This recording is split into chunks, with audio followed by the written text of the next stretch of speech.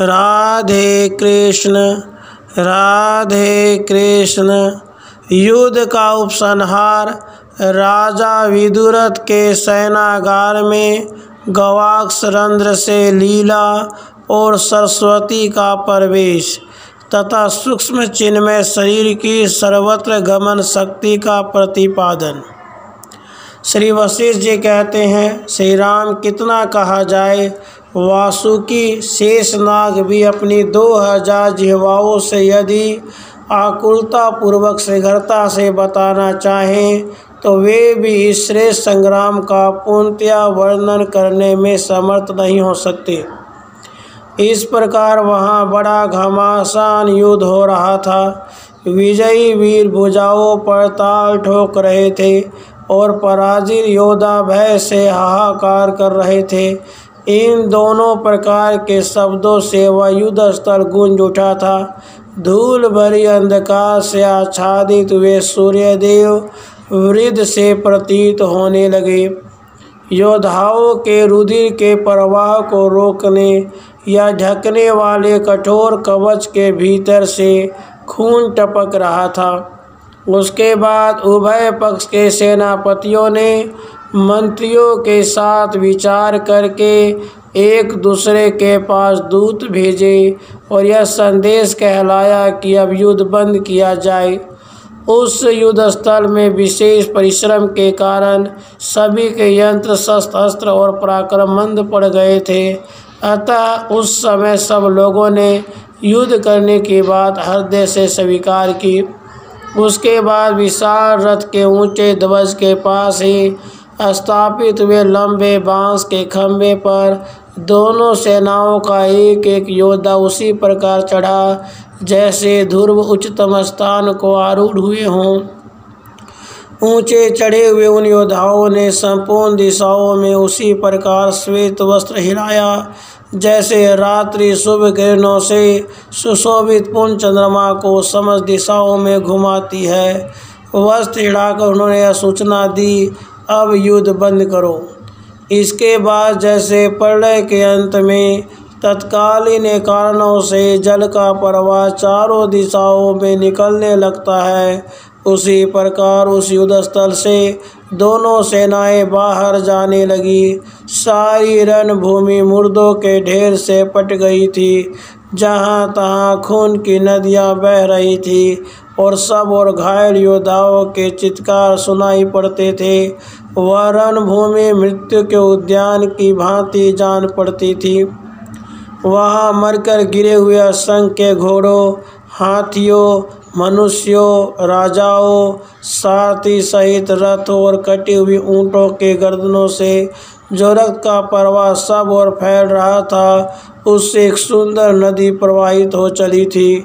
खून से भीगे हुए अस्त्र ही वहाँ जल से सिंची हुई हरी भरी लताओं के समान जान पड़ते थे।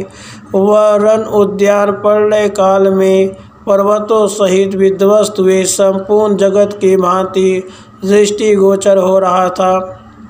सूर्यास्त के पश्चात आकाश, पर्वत, उसके निकुंज और उसकी गुफा के भीतर फैलकर पिंड के समान एकत्र हुए घने अंधकार का समूह काले मेघों की घटा के समान वहाँ सब और छा गया था। चंचल भूतों के वेग से व्याकुल हुआ वह नक्षत्र प्रलय काल की वायु से कंपित लोक और उनके उपकरणों से युक्त ब्रह्मांड के समान जान पड़ता था। उसके बाद जब सर्वत्र निर्वता छा गई, अंधकार का संचार हो गया, संपूर्ण दिशाओं के लोगों की आंखें निद्रा से बंद हो गई, उस समय उदार हृदय लीलापति कुछ खिंचित से होकर चंद्रमा के मध्य भाग के समान मनोहर तथा शीतल कमरों वाले अपने सुंदर महल में पूर्ण चंद्रमा के समान आकार वाली और बर्फ के समान शीतल श्वेत शैया पर अपने नेत्र कमलों को बंद करके सो गए और 2 ही घड़ी में उन्हें गहरी नींद आ गई।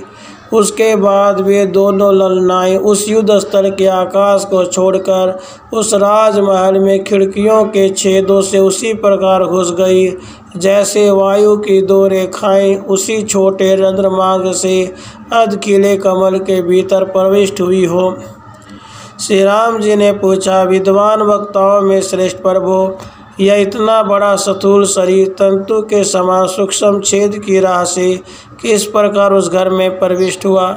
श्री वशिष्ठ जी ने कहा, रघुनंदन, जिस पुरुष ने पहले दीर्घ काल से अनुभव किया हो कि मैं स्थूल शरीर नहीं हूँ, शुद्ध चिन्मय आत्मा हूँ, अतः सभी स्थानों में जा सकता हूँ, वह पीछे चलकर स्थूल देह की अवरोध आदि क्रियाओं से कैसे युक्त हो सकता है? क्योंकि वह उसी चेतन का अंश है जो सर्वत्र जाने में समर्थ है, जिसकी आकृति स्वप्नगत पुरुष या संकल्प कल्पित पुरुष के समान है। आकाश मात्र ही जिसका आकार है, अर्थात जो वास्तव में स्थूल आकार से रहित है, उसे कौन कैसे रोक सकता है? जीव जहाँ मरता है उसी स्थान को शीघ्र देखता है और वहीं उसे अनेक भवनों से युक्त या विस्तृत प्रपंच इसी रूप में स्थित सा दिखाई देता है। आगंतुक गेह आदि से आत्मवान हुआ सा चेतन आकाश रूपी जीव देह आदि को ही आत्मा समझकर निर्मल चिन्मय आकाश में ही यह मैं हूँ, यह जगत है, इस आकाश रूप शून्य भ्रम का अनुभव करता है। इस जगत रूपी भ्रम में देवताओं, अमरावती आदि श्रेष्ठ नगरों, मेरु आदि पर्वतों, सूर्य, चंद्रमा और तारा समूह के कारण अपूर्व सौंदर्य प्रतीत होता है। इस भ्रम रूपी वृक्ष के खोखले में जरा, मृत्यु, व्याकुलता तथा नाना प्रकार की आदि व्याधियाँ ठूंस ठूंस कर भरी हुई है। इसमें अपने अभीष्ट वस्तु की प्राप्ति और अनिष्ट वस्तु के निवारण के लिए स्थूल सूक्ष्म चर अचर सभी प्राणी उद्योगशील है तथा यह भ्रम रूपी प्रपंच समुद्र, पर्वत, नदी, उनके अधिपति, दिन, रात, कल्प, क्षण और प्रलय इन सब से युक्त हैं। इस प्रकार यद्यपि यह विश्व दीवाल की तरह स्थूल एवं स्थिर दिखाई देता है, फिर भी मन के संकल्प के सिवा और कुछ नहीं है। मनन करने पर यह चल अस्थिर ही दिखाई देता है। तुम इस समय मन में अपने अनुभव के अनुसार इसके स्वरूप पर विचार करो। जो ही चेतन आकाश रूप परमात्मा है वही मनन रूप कहा गया है और जो ही चेतन आकाश रूप परमात्मा है वही परम पद है। चेतन आकाश स्वरूप परमात्मा का भूत असत्य अथवा अनादि मायाकाश में या सूक्ष्म भूतों के कार्य रूप चिताकाश में जो स्फुरन है वही नाम और रूप से नाना भाव को प्राप्त होने वाला जगत कहा जाता है। लीला और सरस्वती दोनों निष्पाप देवियाँ परमात्मा के तुल्य विशुद्ध एवं चिदाकाश में शरीर से युक्त थी, इसलिए वे सर्वत्र जा सकती थी। उनके लिए कहीं प्रवेश करने में कोई बाधा नहीं थी। वे चिदाकाश में जहाँ जहाँ अपने को प्रकट करने की इच्छा करती थी वहाँ वहाँ सदा ही अपनी रुचि और अभिलाष के अनुसार प्रकट हो जाती थी।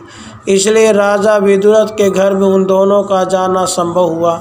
चिन्मय आकाश सर्वत्र विद्यमान है, उसमें जिसे अतिवाही कहा जाता है वह चिदाकाश में सूक्ष्म शरीर सर्वत्र विचरण कर सकता है, क्योंकि वह यथार्थ ज्ञान स्वरूप ध्यानात्मक एवं मनन रूप है। तुम ही बताओ उस सूक्ष्म देह को कौन कैसे और किसलिए रोक सकता है? राधे कृष्ण, राधे कृष्ण।